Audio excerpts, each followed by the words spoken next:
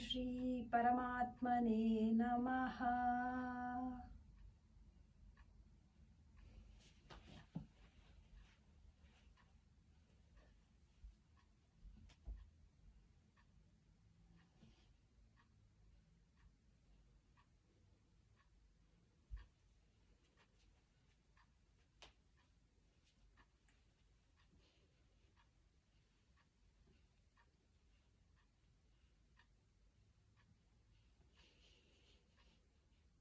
ऊर्ध्वमूलमधः शाखम् अश्वत्थं प्राहुरव्ययम् छन्दांसि यस्य पर्णानि यस्तं वेद स वेदवित्।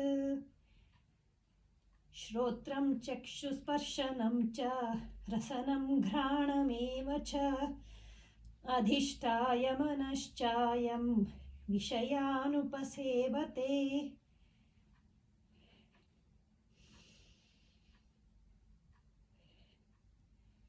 युक्ताहारविहारस्य युक्तकर्मसु चेष्टसु युक्तस्वप्नावबोधस्य योगो भवति दुःखः।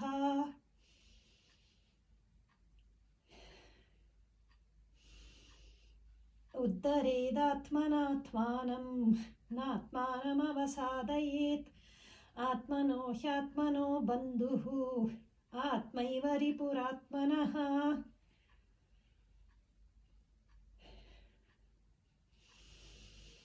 अधिष्ठानं तथा कर्ता करणं च पृथग्विधं विविधाश्च पृथक् चेष्टा दैवं चैवात्र पञ्चमम्।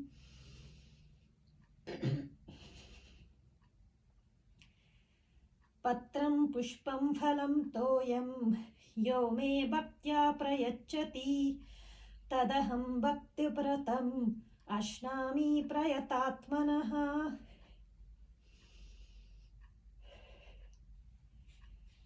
अधश्चोर्ध्वं प्रसृतास्तस्य शाखाः गुणप्रवृद्धा विषयप्रवालाः अधश्च मूलान्यनुसन्ततानि कर्मानुबन्धीनि मनुष्यलोके।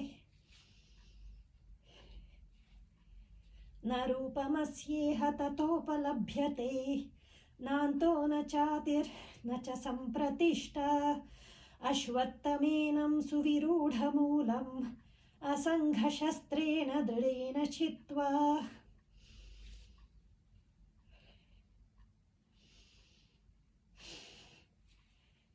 प्रह्लादश्चास्मि दैत्यानां कालः कलयतामहं मृगाणां च मृगेन्द्रोऽहं वैनतेयश्च पक्षिणाम्। मुक्तसङ्गोऽहं वादी धृत्युत्साहसमन्वितः सिद्ध्यसिद्ध्यो निर्विकारः कर्ता सात्विक उच्यते। उत्क्रामन्तं स्थितं वापि भुञ्जानं वा गुणान्वितं विमूढानानुपश्यन्ति पश्यन्ति ज्ञानचक्षुषः।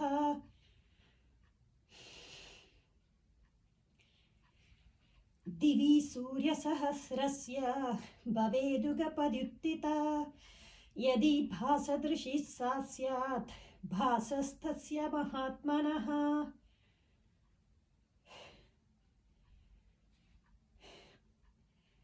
पवनः पवतामस्मि रामशस्त्रभृतामहं जषाणां मकरश्चास्मि स्रोतसामस्मि जाह्नवी।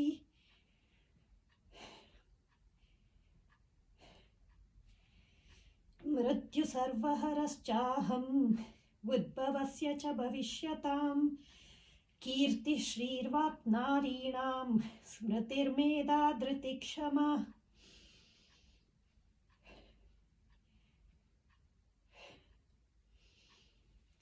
ब्रह्मणादाय कर्माणि सङ्गं त्यक्त्वा करोति यः लिप्यते न स पापेन पद्मपत्रमिवाम्भसि।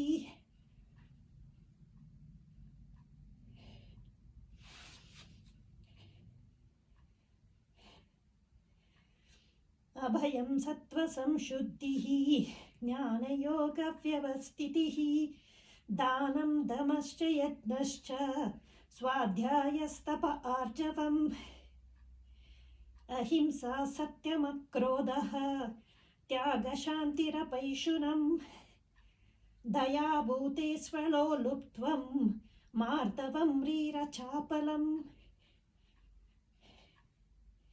तेजक्षमा धृतिः शौचम् अद्रोहो नातिमानिता भवन्ति सम्पदं दैवीम् अभिजातस्य भारत बुद्ध्या विशुद्धया युक्तो धृत्यात्मानं नियम्य च शब्दादीन् विषयान् त्यक्त्वा रागद्वेषौ विदस्य च विविक्तसेविलघ्वाशी यतवाक्काय मानसः ध्यानयोगपरो नित्यं वैराग्यं समुपाश्रितः अहङ्कारं बलं दर्पं कामं क्रोधं परिग्रहं विमुच्य निर्ममः शान्तो ब्रह्मभूयाय कल्पते यदा यदा हि धर्मस्य ग्लानिर्भवति भारत अभ्युत्थानमधर्मस्य तदात्मानं सृजाम्यहम्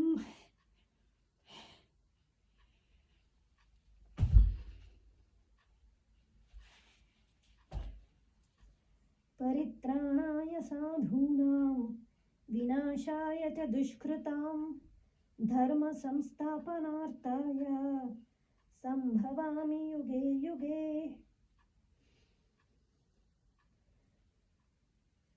इति ते ज्ञानमाख्यातं गुह्यात् गुह्यतरं मया विमृशैतदशेषेण यथेच्छसि तथा कुरु सर्वधर्मान् परित्यज्य मामेकं शरणं व्रज अहं त्वां सर्वपापेभ्यो मोक्षयिष्यामि मा शुचः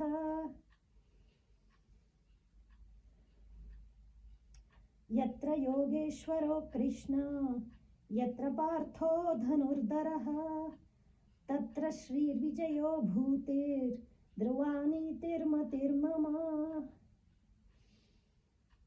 ॐ ब्रह्मार्पणं ब्रह्महविर्ब्रह्माग्नौ ब्रह्मणाहुतं ब्रह्मैव तेन गन्तव्यं ब्रह्मकर्म समाधिना ॐ श्रीकृष्णार्पणमस्तु।